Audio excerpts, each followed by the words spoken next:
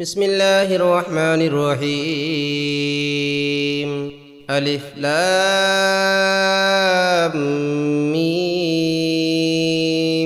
ذلك الكتاب لا ريب فيه هدى للمتقين الذين يؤمنون بالغيب ويقيمون الصلاة ومما رزقناهم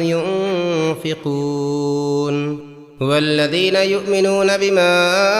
أنزل إليك وما أنزل من قبلك وبالآخرة هم يوقنون أولئك على هدى من ربهم وأولئك هم المفلحون إن الذين كفروا سواء عليهم أأنذرتهم أم لم تنذرهم لا يؤمنون ختم الله على قلوبهم وعلى سمعهم وعلى أبصارهم غشاوة ولهم عذاب عظيم ومن الناس من يقول آمنا بالله وباليوم الآخر وما هم بمؤمنين يخادعون الله والذين آمنوا وما يخدعون إلا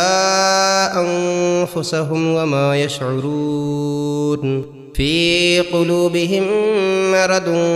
فزادهم الله مرضا ولهم عذاب أليم بما كانوا يكذبون وإذا قيل لهم لا تفسدوا في الأرض قالوا إنما نحن مصلحون ألا إنهم هم المفسدون ولكن لا يشعرون وإذا قيل لهم آمنوا كما آمن الناس قالوا أنؤمن كما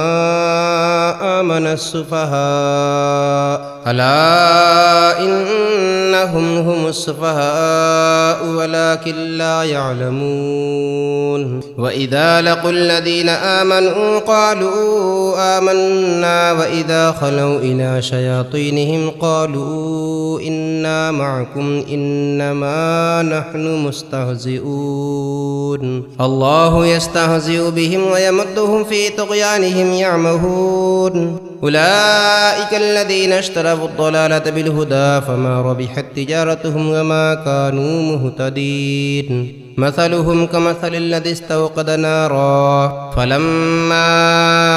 أضاءت ما حوله ذهب الله بنورهم وتركهم في ظلمات لا يبصرون صم بكم عمي فهم لا يرجعون أو كصيب من السماء فيه ظلمات ورعد وبرق يجعلون أصابعهم في آذانهم من الصواعق حذر الموت والله محيط بالكافرين يكاد البرق يخطف أبصارهم كلما أضاء لهم مشوا فيه وإذا أظلم عليهم قاموا ولو شاء الله لذهب بسمعهم وأبصارهم إن الله على كل شيء قدير يا أيها الناس اعبدوا ربكم الذي خلقكم والذين من قبلكم لعلكم تتقون الذي جعل لكم الأرض فراشا والسماء بناء وأنزل من السماء ماء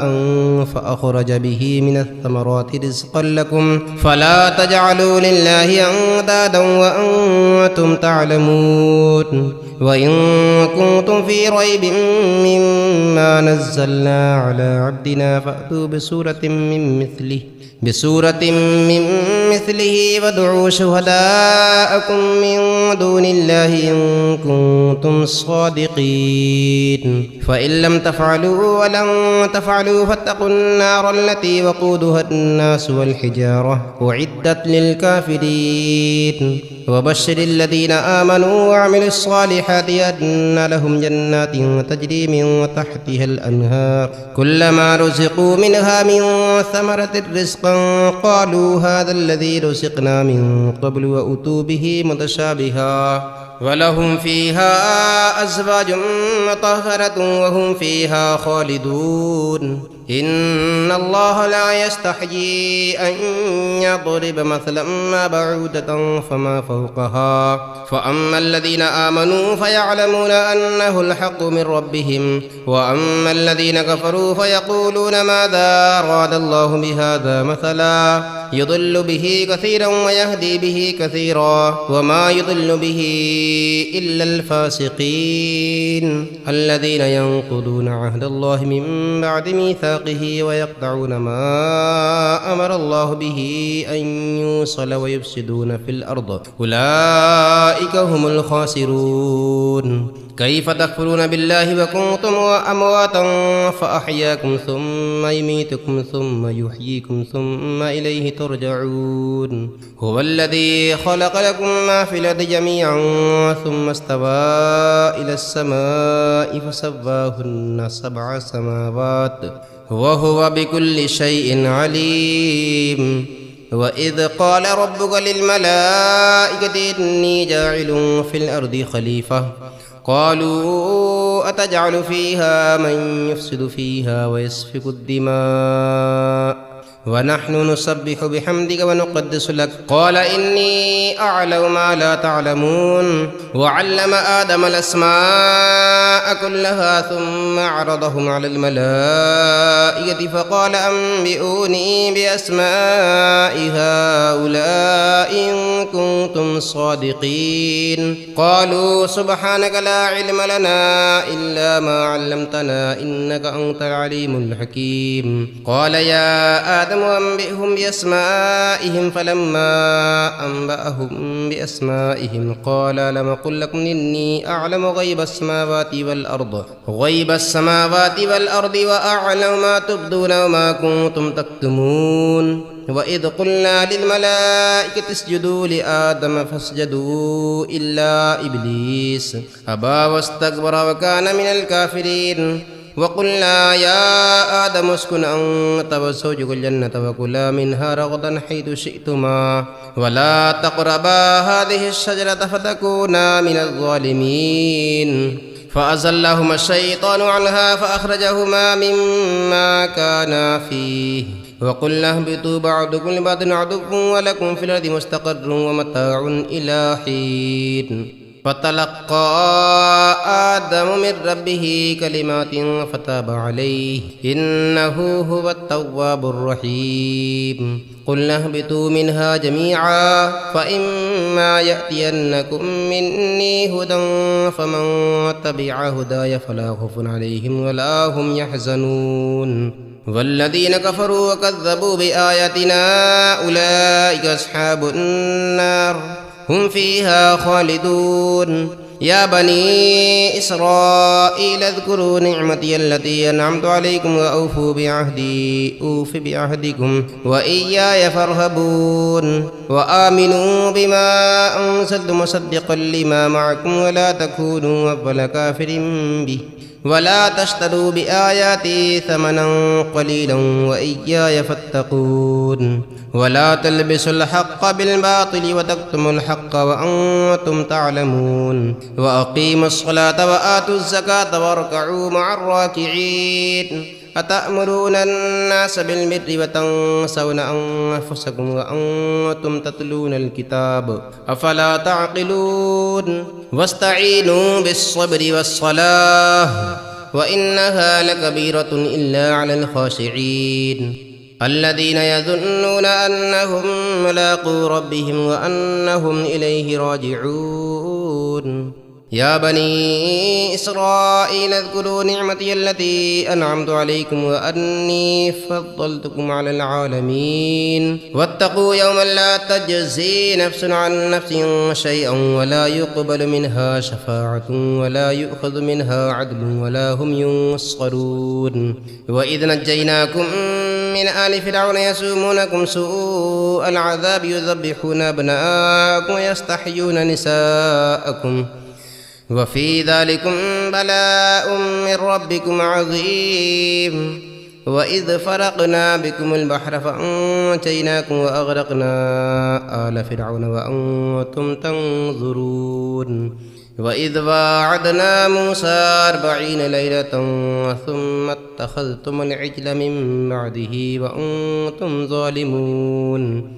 ثم عفونا عنكم من بعد ذلك لعلكم تشكرون وإذ آتينا موسى الكتاب والفرقان لعلكم تهتدون وإذ قال موسى لقومه يا قوم إنكم ظلمتم أنفسكم باتخاذكم العجل فتوبوا إلى بارئكم فاقتلوا أنفسكم ذلكم خير لكم عند بارئكم فتاب عليكم إنه هو التواب الرحيم وإذ قلتم يا موسى لن نؤمن لك حتى نرى الله جهرة فأخذتكم الصاعقة وأنتم تنظرون ثم بعثناكم من بعد موتكم لعلكم تشكرون وظللنا عليكم الغمام وأنزلنا عليكم المن والسلوى كلوا من طيبات ما رزقناكم وما ظلمونا ولكن كانوا أنفسهم يظلمون وإذ قلنا ادخلوا هذه القرية فكلوا منها حيث شئتم رغدا وادخلوا الباب سجدا وقولوا حطة نغفر لكم خطاياكم وسنزيد المحسنين فبدل الذين ظلموا قولا غير الذي قيل لهم فأنزلنا على الذين ظلموا رجزا من السماء بما كانوا يفسقون وإذ استسقى موسى لقومه فقلنا اضرب بعصاك الحجر فانفجرت منه 12 عينا قد علم كل أناس مشربهم كلوا واشربوا من رزق الله ولا تعثوا في الأرض مفسدين وإذ قلتم يا موسى لن نصبر على طعام واحد فادع لنا ربك يخرج لنا مما تنبت الأرض من بقلها وقثائها وفومها وعدسها وبصلها قال تستبدلون الذي هو أدنى بالذي هو خير اهبطوا مصرا فإن لكم ما سألتم وضربت عليهم الذلة والمسكنة وباءوا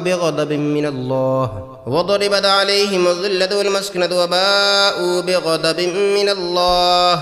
ذلك بأنهم كانوا يكفرون بآيات الله ويقتلون النبيين بغير الحق ذلك بما عصوا وكانوا يعتدون إن الذين آمنوا والذين هادوا والنصارى والصابئين من آمن بالله واليوم الآخر وعمل صالحا فلهم أجرهم عند ربهم ولا خوف عليهم ولا هم يحزنون وإذا أخذنا ميثاقكم ورفعنا فوقكم الطور خذوا ما آتيناكم بقوة واذكروا ما فيه لعلكم تتقون ثم توليتم من بعد ذلك فلولا فضل الله عليكم ورحمته لكنتم من الخاسرين ولقد علمتم الذين اعتدوا منكم في السبت فقلنا لهم كونوا قردة خاسئين فجعلناها نكالا لما بين يديها وما خلفها وموعظة للمتقين وإذ قال موسى لقومه إن الله يأمركم أن تذبحوا بقرة قالوا وتتخذنا هزوا قال أعوذ بالله أن أكون من الجاهلين قال ادع لنا ربك يبين لنا ما هي قال إنه يقول إنها بقرة لا فارض ولا بكر عوان بين ذلك فافعلوا ما تؤمرون قال ادع لنا ربك يبين لنا ما لونها قال إنه يقول إنها بقرة صفراء فاقع لونها تسر الناظرين قال ادع لنا ربك يبين لنا ما هي إن البقرة شابه علينا وإنا إن شاء الله لمهتدون قال إنه يقول إنها بقرة لا ذلول تثير الأرض ولا تسقي الحرث مسلمة لا شذ فيها قالوا الآن جئت بالحق فذبحوها وما كادوا يفعلون وإذ قتلتم نفسا فادارأتم فيها والله مخرج ما كنتم تكتمون فقلنا اضربوه ببعضها كذلك يحيي الله الموتى ويريكم آياته لعلكم تعقلون ثم قست قلوبكم من بعد ذلك فهي كالحجارة أشد قسوة وإن من الحجارة لما يتفجر منه الأنهار وإن منها لما يشقق فيخرج منه الماء وإن منها لما يهبط من خشية الله وما الله بغافل عما تعملون أفتطمعون أن يؤمنوا لكم وقد كان فريق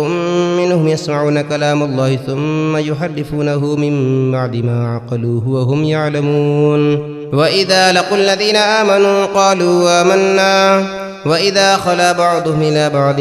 قالوا وتحدثونهم بما فتح الله عليكم ليحاجوكم به عند ربكم أفلا تعقلون أفلا يعلمون أن الله يعلم ما يسرون وما يعلنون ومنهم أميون لا يعلمون الكتاب إلا أماني وإن هم إلا يظنون فويل للذين يكتبون الكتاب بأيديهم ثم يقولون هذا من عند الله ليشتروا به ثمنا قليلا فويل لهم مما كتبت أيديهم وويل لهم مما يكسبون وقالوا لن تمسنا النار إلا أياما معدودة قل اتخذتم عند الله عهدا فلن يخلف الله عهده أم تقولون على الله ما لا تعلمون بلى من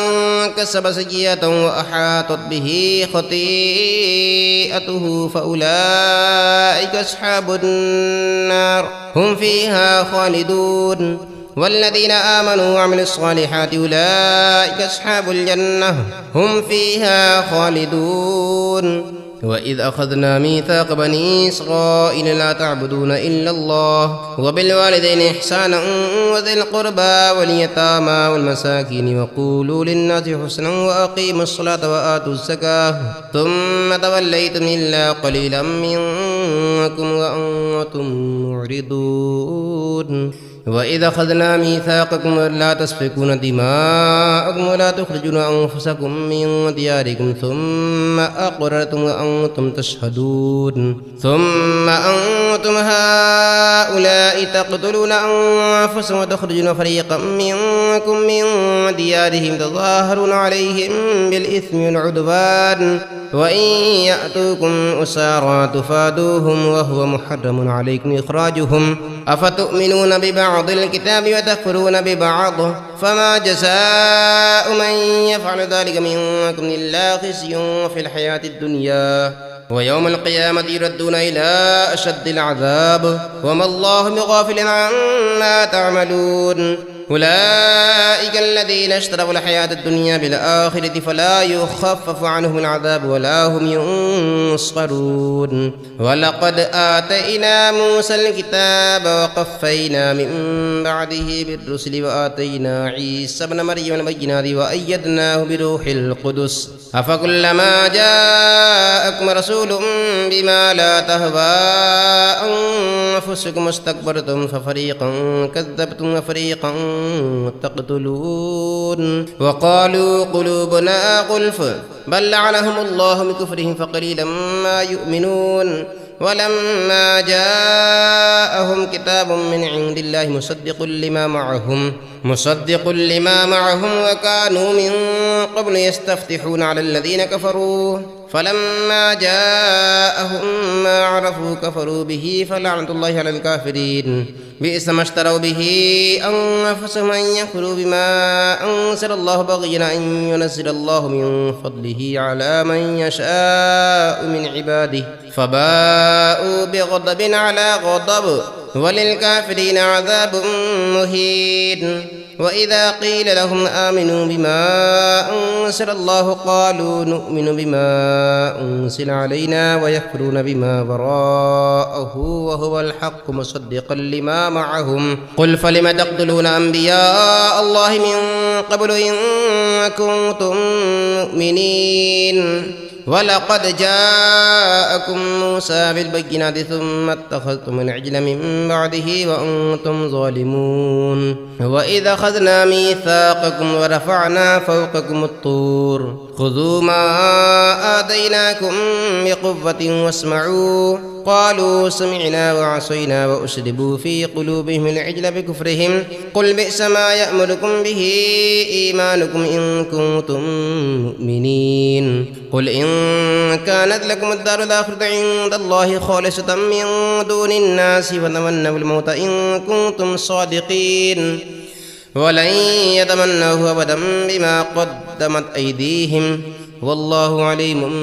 بالظالمين ولتجدنهم أحرص الناس على حياة ومن الذين أشركوا يود أحدهم لو يعمر 1000 سنة وما هو بمزحزحه من العذاب أن يعمر والله بصير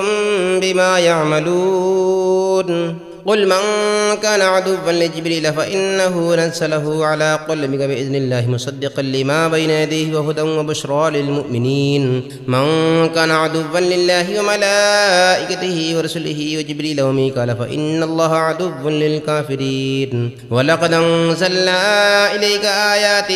بينات وما يكفر بها إلا الفاسقون أفكلما عاهدوا عهدا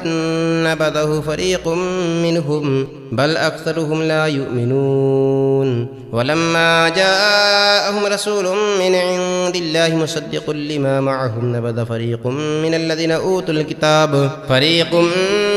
أوتوا الكتاب كتاب الله وراء ظهورهم كأنهم لا يعلمون واتبعوا ما تتلو الشياطين على ملك سليمان وما كفر سليمان ولكن الشياطين كفروا يعلمون الناس وما أنزل على الملكين ببابل هاروت وماروت وما يعلمان من أحد حتى يقولا إنما نحن فتنة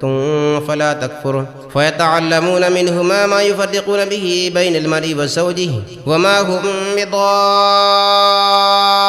به من أحد إلا بإذن الله ويتعلمون ما يضرهم ولا ينفعهم ولقد علموا لمن اشتراه ما له في الآخرة من خلاق ولبئس ما شروا به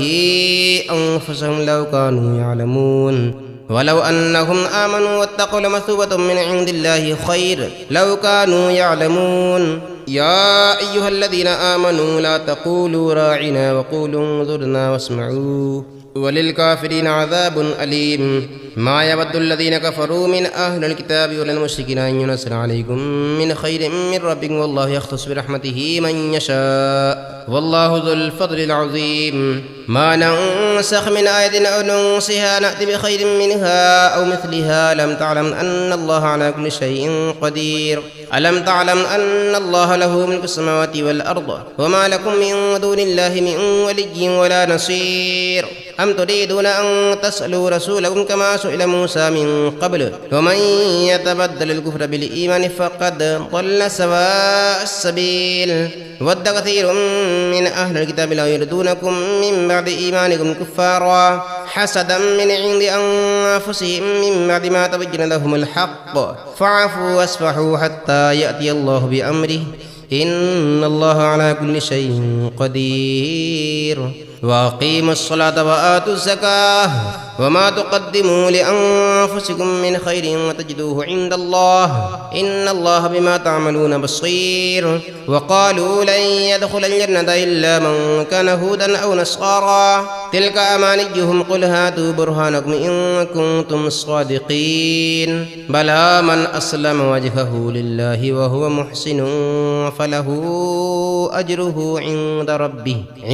ربه ولا خوف عليهم ولا هم يحزنون وقالت اليهود ليست النصارى على شيء وقالت النصارى ليست اليهود على شيء وهم يتلون الكتاب كذلك قال الذين لا يعلمون مثل قولهم فالله يحكم بينهم يوم القيامة فيما كانوا فيه يختلفون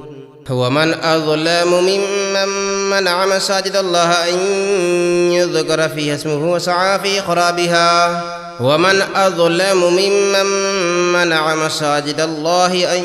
يذكر فيها اسمه وسعى في خرابها أولئك ما كان لهم أن يدخلوها إلا خائفين لهم في الدنيا خزي ولهم في الآخرة عذاب عظيم ولله المشرق والمغرب فأينما تولوا فثم وجه الله إن الله واسع عليم وقالوا اتخذ الله ولدا سبحانه بل له ما في السماوات والأرض وإذا قضى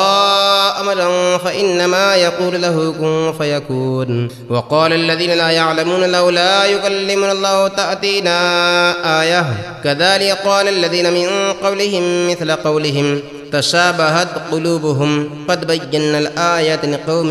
يوقنون إنا رسلناك بالحق بشيرا ونذيرا ولا تسأل عن أصحاب الجحيم ولن ترضى عنك اليهود ولا النصارى حتى تتبع ملتهم قل إن هدى الله هو الهدى ولئن اتبعت أهواءهم بعد الذي جاءك من العلم ما لك من الله من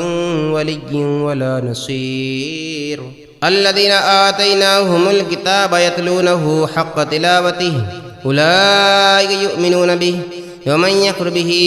فأولئك هم الخاسرون يا بني إسرائيل اذكروا نعمتي التي أنعمت عليكم وأني فضلتكم على العالمين واتقوا يوما لا تجزي نفس عن نفس شيئا ولا يقبل منها عدل ولا تنفعها شفاعة ولا هم ينصرون وإذ ابتلى إبراهيم ربه بكلمات فأتمهن قال إني جاعلك للناس إماما قال ومن ذريتي قال لا ينال عهد الظالمين وإذا جعلنا البيت مثابة للناس وأمنا واتخذوا من مقام إبراهيم مصلى وعهدنا إلى إبراهيم وإسماعيل أن طهرا بيت للطائفين والعاكفين والركع السجود وإذ قال إبراهيم رب اجعل هذا بلدا آمنا وارزق أهله من الثمرات من آمن منهم بالله واليوم الآخر قال ومن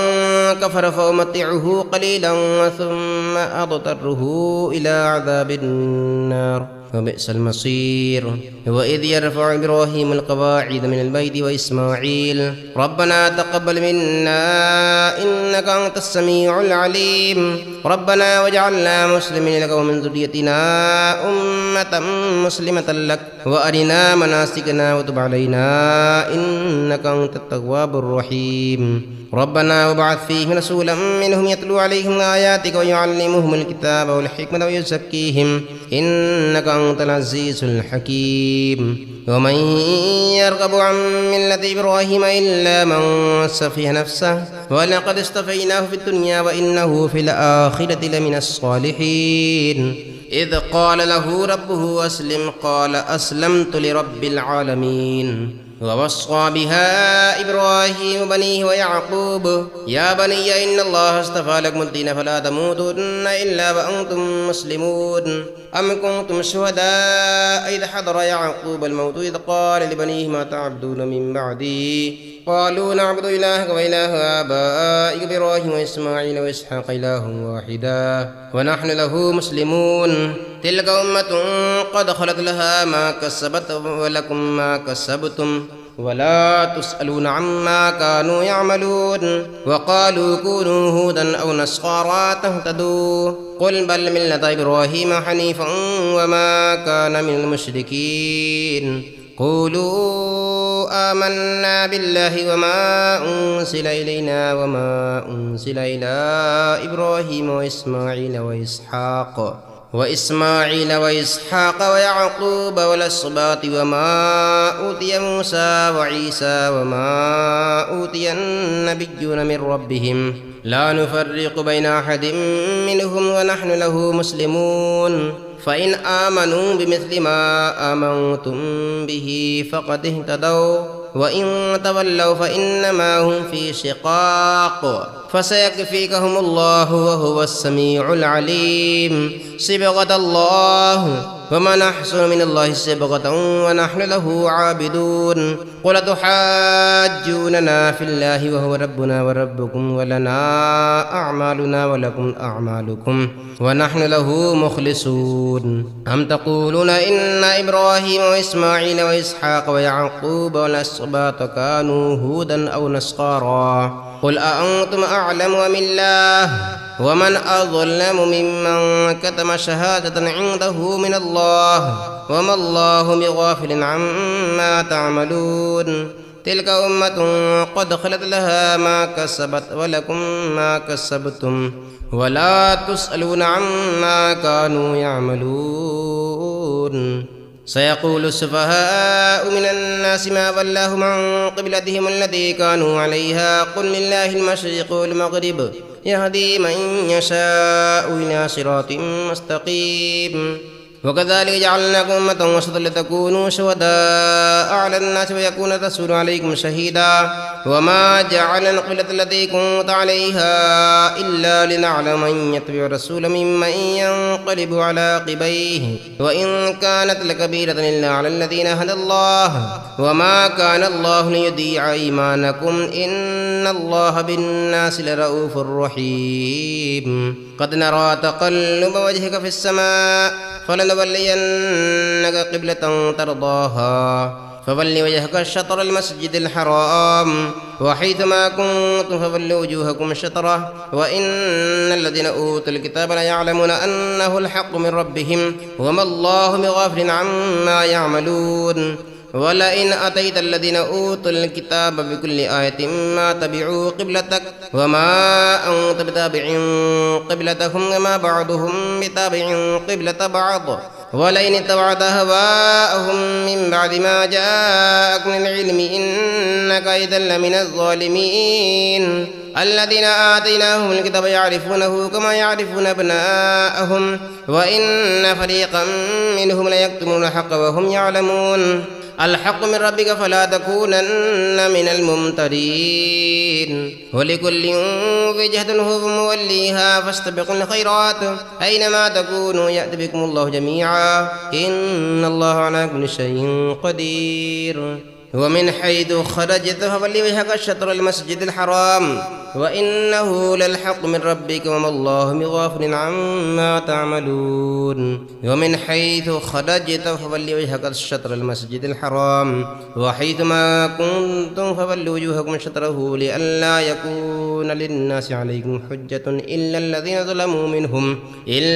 ظلموا منهم فلا تخشوهم واخشوني وليتم نعمتي عليكم ولعلكم تهتدون كما أرسلنا فيكم رسولا منكم يتلو عليكم آياتنا ويزكيكم ويعلمكم الكتاب والحكمة ويعلمكم ما لم تكونوا تعلمون فاذكروني أذكركم واشكروا لي ولا تكفرون يا أيها الذين آمنوا استعينوا بالصبر والصلاة إن الله مع الصابرين ولا تقولوا لمن يقتل في سبيل الله أموات بل أحياء ولكن لا تشعرون ولنبلونكم بشيء من الخوف والجوع ونقص من الأموال والأنفس والثمرات وبشر الصابرين الذين إذا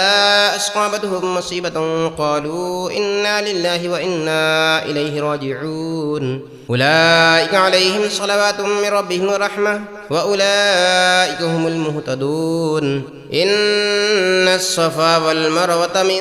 شعائر الله فمن حج البيت واعتمر فلا جناح عليه أن يطوف بهما ومن تطوع خيرا فإن الله شاكر عليم إن الذين يكتمون ما أنزلنا من البينات والهدى من بعد ما بيناه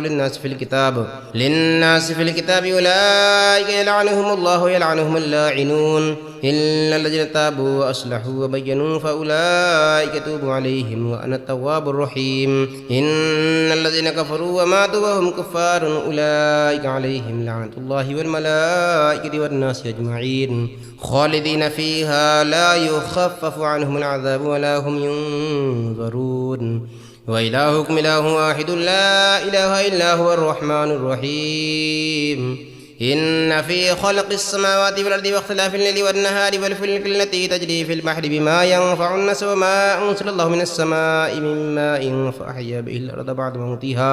فأحيا به الأرض بعد موتها وبث فيها من كل دابة وتصريف الرياح والسحاب المسخر بين السماء والأرض لآيات لقوم يعقلون ومن الناس من يتخذ من دون الله أندادا يحبونهم كحب الله والذين آمنوا أشد حبا لله ولو يرى الذين ظلموا إذ يرون العذاب أن القوة لله جميعا وأن الله شديد العذاب إذ تبرأ الذين اتبعوا من الذين اتبعوا ورأوا العذاب وتقطعت بهم الأسباب وقال الذين اتبعوا لو أن لنا كرة فنتبرأ منهم كما تبرأوا منا كذلك يريهم الله أعمالهم حسرة عليهم وما هم بخارجين من النار يا أيها الناس كلوا مما في الأرض حلالا طيبا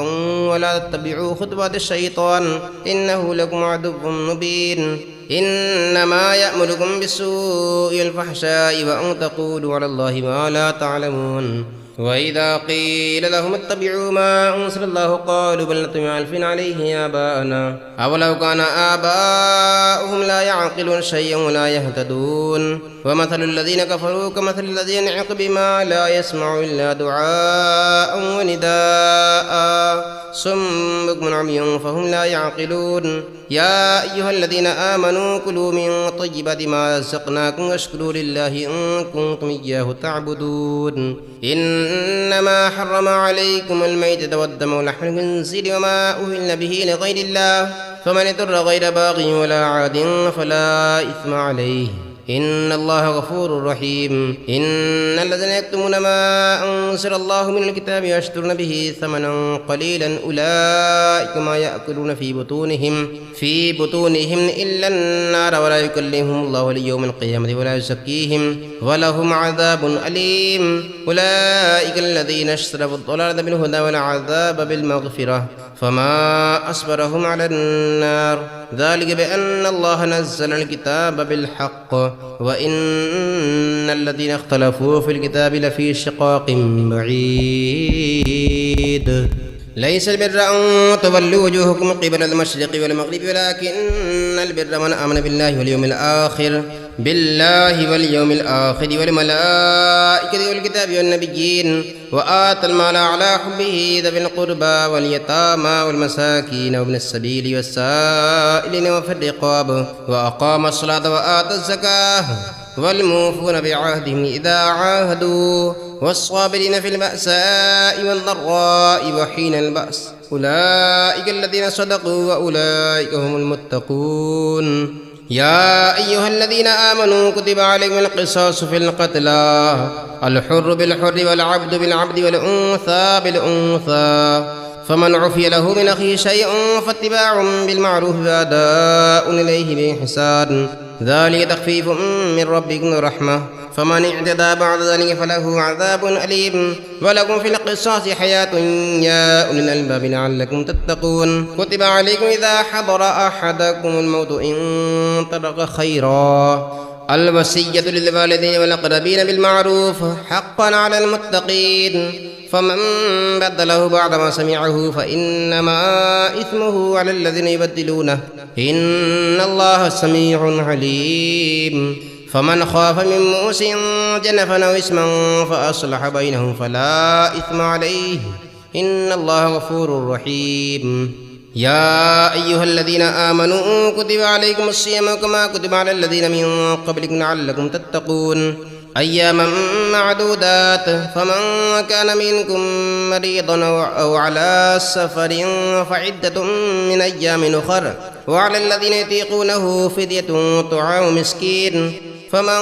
تطوع خيرا فهو خير له وأن تصوموا خير لكم إن كنتم تعلمون شهر رمضان الذي أنزل فيه القرآن هدى للناس وبينات من الهدى والفرقان فمن شهد منكم الشهر فليصمه ومن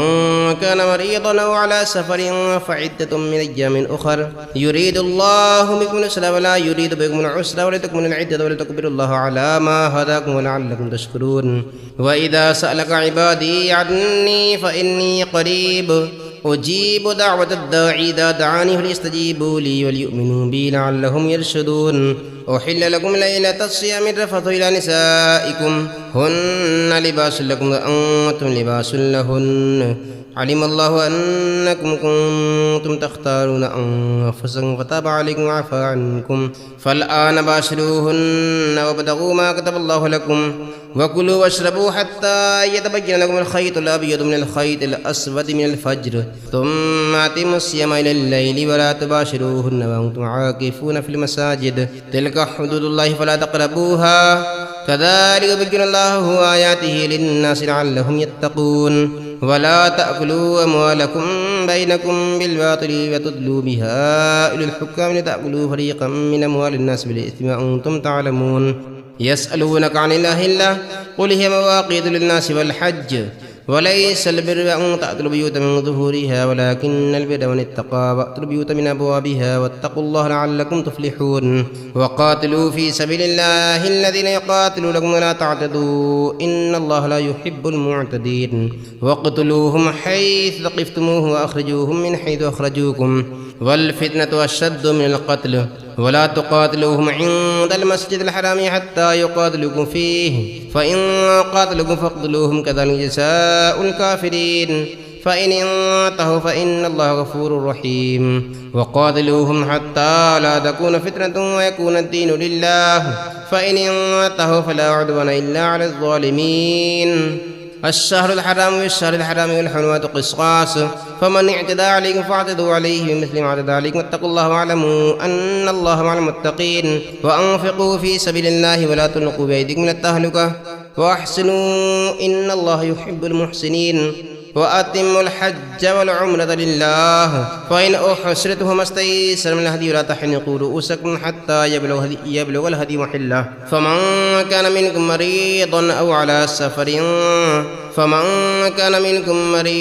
أو به أذى من رأسه ففدية من صيام أو صدقة أو نسك فإذا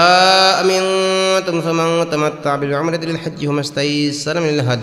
فما استيسر من الهدي فمن لم يجد فصيام 3 أيام في الحج و7 إذا رجعتم تلك 10 كاملة ذلك لمن لم يكن أهله حاضر المسجد الحرام واتقوا الله واعلموا أن الله شديد العقاب الحج أشهر معلومات فمن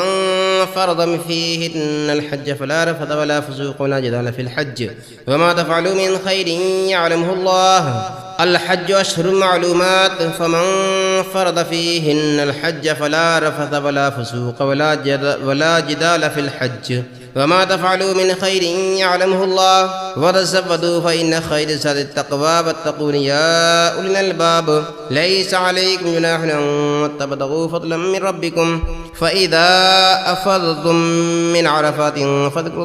فاذكروا الله عند المشعر الحرام واذكروه كما هداكم وإن كنتم من قبله لمن الضالين ثم أفيضوا من حيث أفاض الناس واستغفروا الله إن الله غفور رحيم فإذا قضيتم مناسككم فاذكروا الله كذكركم آباءكم أشد ذكرا فمن الناس من يقول ربنا آتنا في الدنيا وما له في الآخرة من خلاق ومنهم من يقول ربنا آتنا في الدنيا حسنة وفي الآخرة حسنة وقنا عذاب النار أولئك لهم نصيب مما كسبوا والله سريع الحساب واذكروا الله في أيام معدودات فمن تعجل في يومين فلا إثم عليه ومن تأخر فلا إثم عليه لمن اتقى واتقوا الله واعلموا أنكم إليه تحشرون ومن الناس من يعجب قوله في الحياة الدنيا ويشهد الله على ما في قلبه وهو لد الخصام وإذا تولى سعى في الأرض ليفسد فيها ويهلك الحرث والنسل والله لا يحب الفساد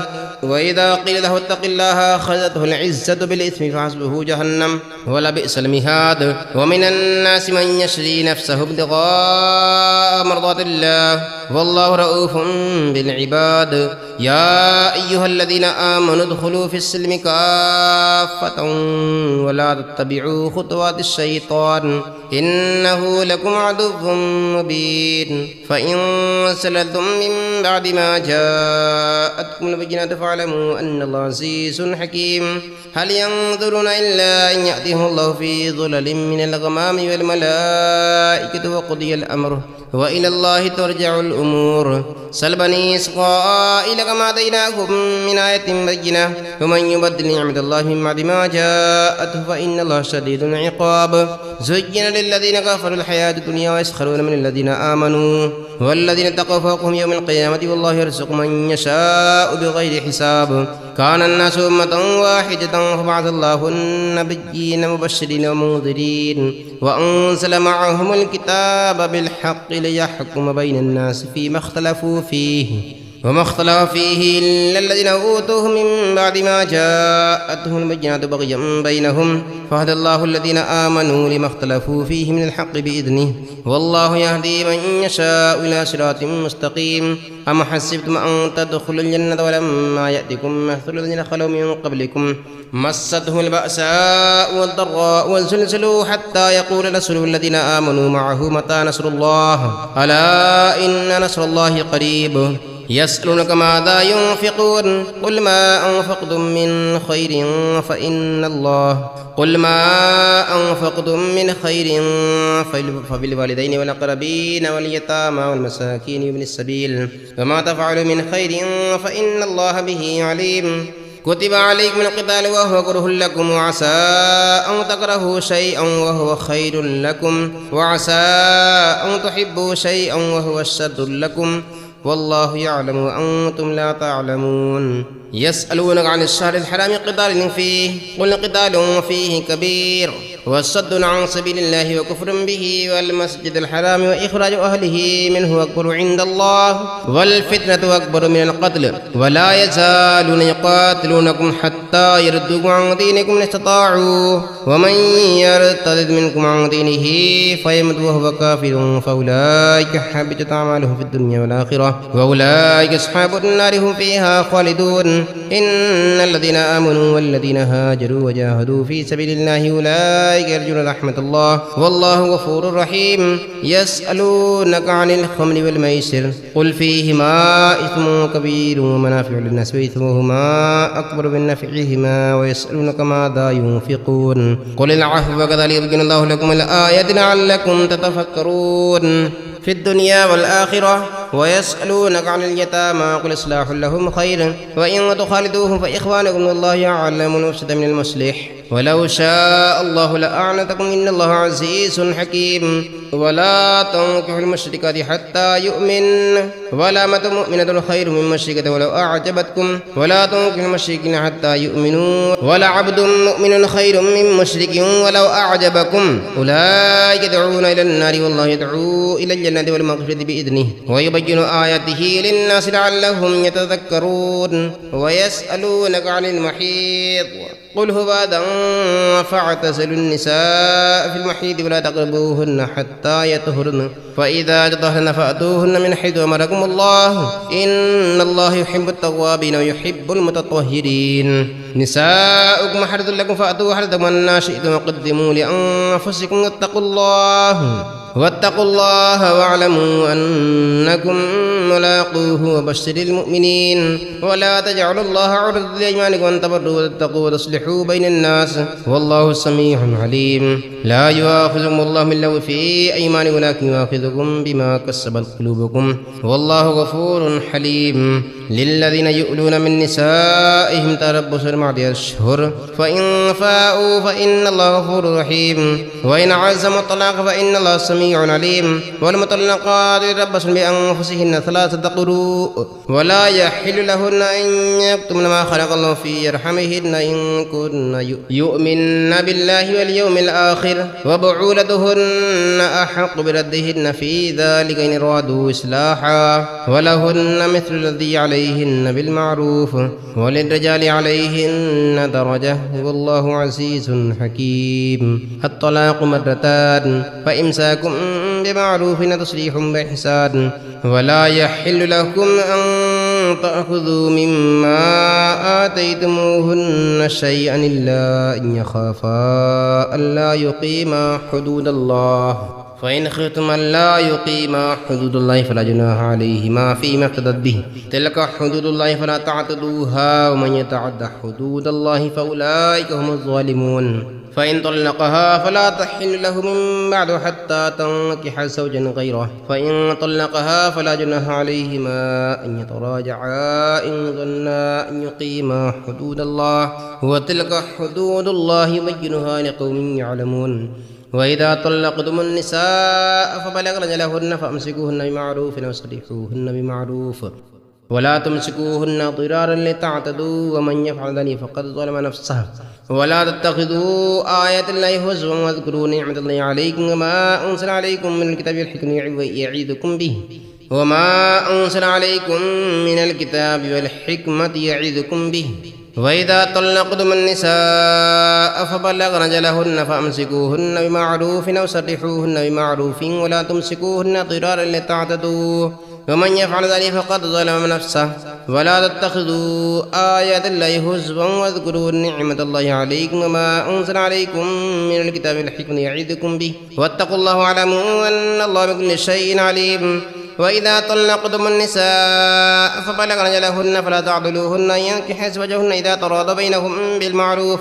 ذلك يوعظ به من كان يؤمن بالله واليوم الآخر ذلكم أزكى لكم وأطهر والله يعلم وأنتم لا تعلمون والوالدات يرضعن أولادهن حولين كاملين لمن أراد أن يتم الرضاعة وعلى المولود له رزقهن وكسبهن بالمعروف لا تكلف نفس إلا وسعها لا تضار والدة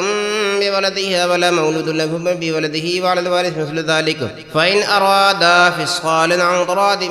منهما وتشاور فلا جناح عليهما وإن أردتم أن تسترضعوا أولادكم فلا جناح عليكم إذا سلمتم ما آتيتم بالمعروف واتقوا الله واعلموا أن الله بما تعملون بصير والذين يتوفون منكم يذرون أزواجا يتربصن بأنفسهن 4 أشهر و10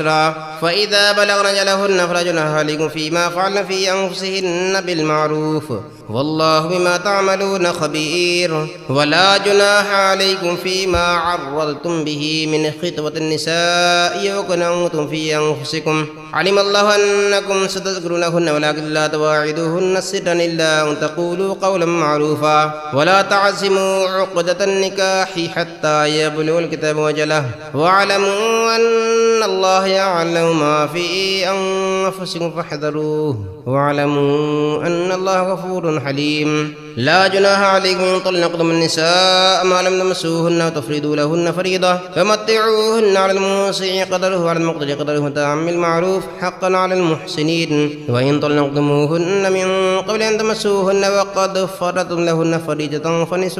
ما فرضتم إلا أن يعفون أو يعفو الذي بيده عقدة النكاح وأن تعفوا أقرب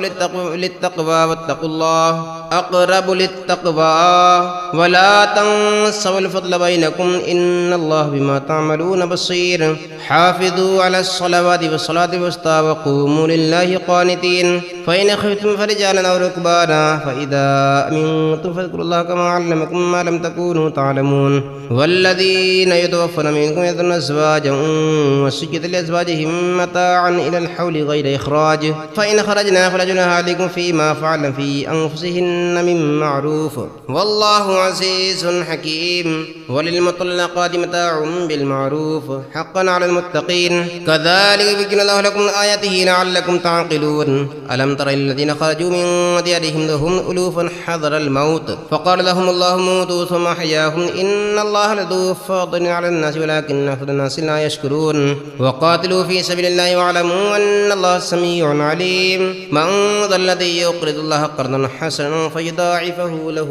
أضعافا كثيرة والله يقبض ويبسط إليه ترجعون ألم تر إلى الملأ من بني إسرائيل من بعد موسى إذ قالوا لنبي الله ابعث لنا ملكا نقاتل في سبيل الله قال هل عسيتم إن كتب عليكم القتال ألا تقاتلوا قالوا وما لنا ألا نقاتل في سبيل الله وقد أخرجنا من ديارنا وأبنائنا فلما كتب عليهم القتال تولوا إلا قليلا منهم والله عليم بالظالمين وقال لهم نبيهم إن الله قد بعث لكم طالوت ملكا قالوا أنى يكون له الملك علينا ونحن أحق بالملك منه لم يؤت سعة من المال قال إن الله اصطفاه عليكم وزاده بسطة في العلم والجسم والله يؤتي ملكه من يشاء والله واسع عليم وقال له نبيهم إن آية ملكه أن يأتيكم التابوت فيه سكينة من ربكم وبقية مما ترك آل موسى وآل هارون تحمله الملائكة إن في ذلك لآية لكم إن كنتم مؤمنين فلما فصل طالوت بالجنود قال إن الله مبتليكم بنهر فمن شرب منه فليس مني ومن لم يطعمه فإنه مني إلا من اقترف غرفة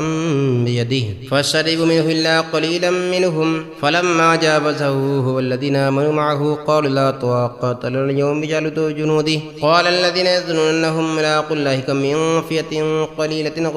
غلبت فئة كثيرة بإذن الله والله مع الصابرين ولما برزوا لجالوت وجنوده قالوا ربنا افرغ علينا الصبر وثبت أقدامنا وانصرنا على القوم الكافرين فهزموهم بإذن الله وقتل داود جالوت وآتاه الله الملك والحكمة وعلمه مما يشاء ولولا دفع الله الناس بعضهم ببعض لفسدت الأرض ولكن الله ذو فضل على العالمين تلك آيات الله نتلوها عليك بالحق وإنك لمن المرسلين تلك الرسل فضلنا بعضهم على بعض منهم من كلم الله ورفع بعضهم درجات وآتينا عيسى ابن مريم البينات وأيدنا بروح القدس ولو شاء الله ما اقتتل الذين من بعدهم من بعد ما جاءتهم البينات ولكن اختلفوا فمنهم من آمن ومنهم من كفر ولو شاء الله ما اقتتلوا ولكن الله يفعل ما يريد يا أيها الذين آمنوا أنفقوا مما رزقناكم من قبل أن يأتي يوم لا بيع فيه ولا خلة ولا شفاعة والكافرون هم الظالمون الله لا إله إلا هو الحي القيوم لا تأخذه سنة ولا نوم له ما في السماوات وما في الأرض من ذا الذي يشفع عنده إلا بإذنه يعلم ما بين أيديهم وما خلفهم ولا يحيطون بشيء من علمه إلا بما شاء وسع كرسيه السماوات والأرض ولا يؤوده حفظهما وهو العلي العظيم لا إكراه في الدين قد تبين الرشد من الغي من يكفر بالطاغوت ويؤمن بالله فقد استمسك بالعروة الوثقى لا انفصام لها والله سميع عليم الله ولي الذين آمنوا يخرجهم من الظلمات إلى النور والذين كفروا أولياءهم الطاغوت يخرجونهم من النور إلى الظلمات أولئك أصحاب النار هم فيها خالدون ألم تر إلى الذي حاج إبراهيم في ربه أن آتاه الله الملك إذ قال إبراهيم ربي الذي يحيي ويميت قال أنا أحيي وأميت قال إبراهيم فإن الله يأتي بالشمس من المشرق فأت بها من المغرب فبهت الذي كفر والله لا يهدي القوم الظالمين أو كالذي مر على قرية وهي خافضة على عروشها قال أنى يحيي هذه الله بعد موتها فأماته الله 100 عام ثم بعثه قال كم لبثت قال لبثت يوما أو بعض يوم قال بل لبثت 100 عام فانظر إلى طعامك وشرابك لم يتسنه وانظر إلى حمارك ولنجعلك آية للناس وانظر إلى العظام كيف ننشزها ثم نكسوها لحما فلما تبين له قال أعلم أن الله على كل شيء قدير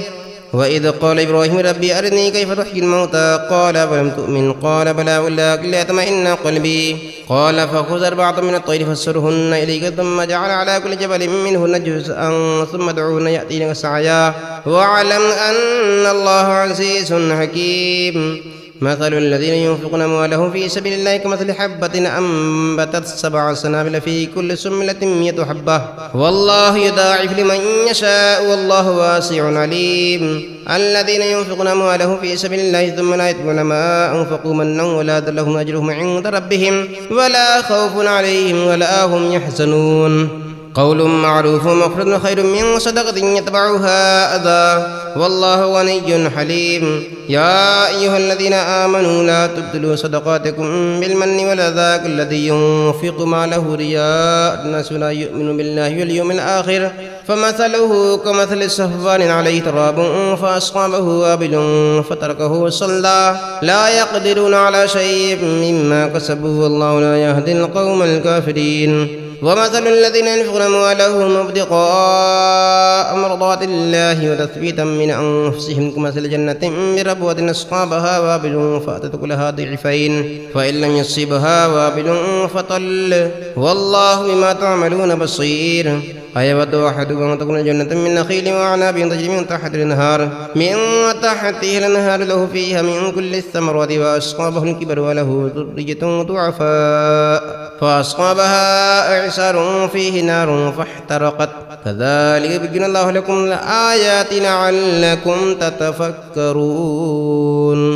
يا أيها الذين آمنوا أنفقوا من طيبات ما كسبتم ومما أخرجنا لكم من الأرض ولا تيمموا الخبيث منه تنفقون ولستم بآخذيه إلا أن تغمضوا فيه واعلموا أن الله غني حميد. الشيطان يعدكم الفقر ويأمركم بالفحشاء والله يعدكم مغفرة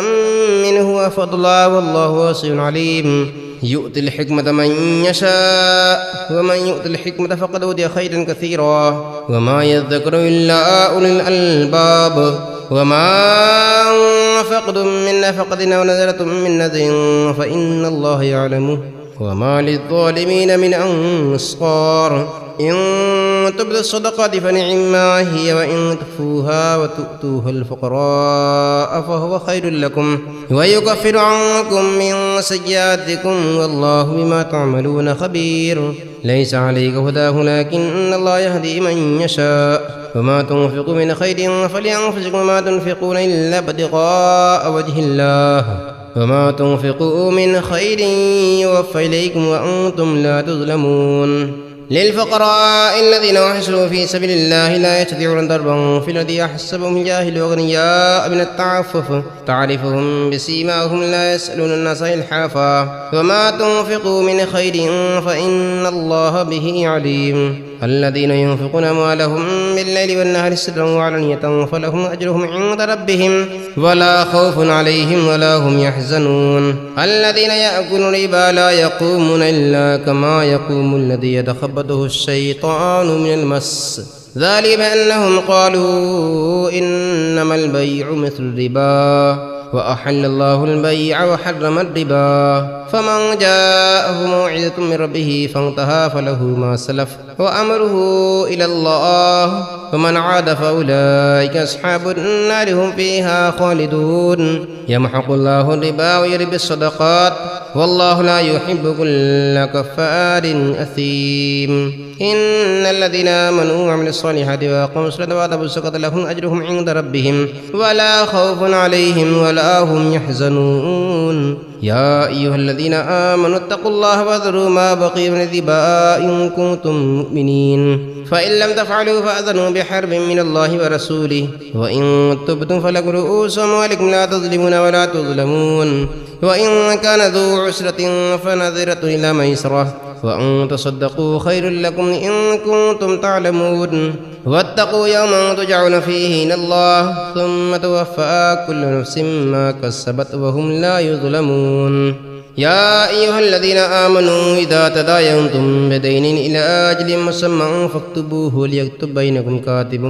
بالعدل ولا يأبى كاتب أن يكتب كما علمه الله فليكتب وليملل الذي عليه الحق وليتق الله ربه ولا يبخس منه شيئا. فإن كان الذي عليه الحق سفيها أو ضعيفا أو لا يستطيع أن يمل له فليملل وليه بالعدل واستشهدوا شهيدين من رجالهم فإن لم يكونا رجلين فرجل وامرأة ممن ترضون من الشهداء أن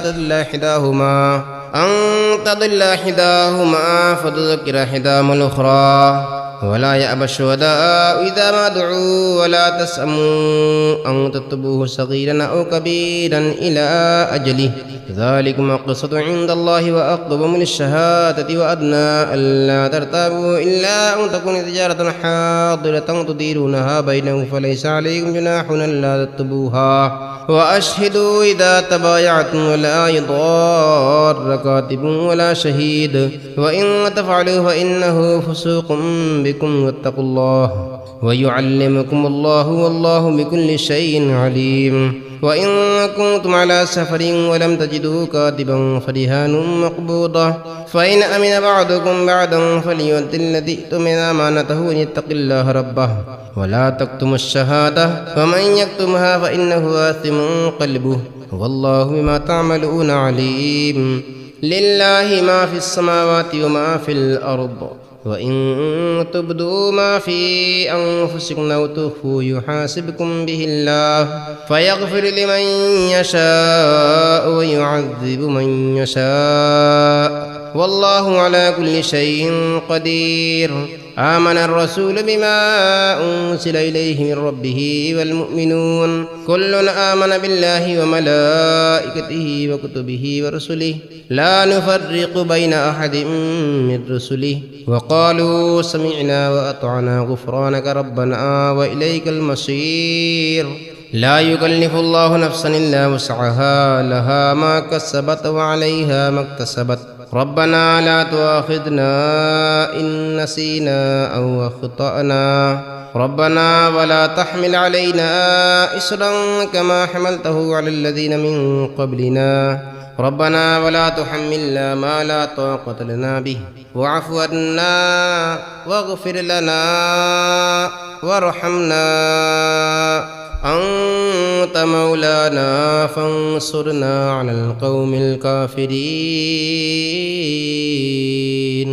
صدق الله العظيم.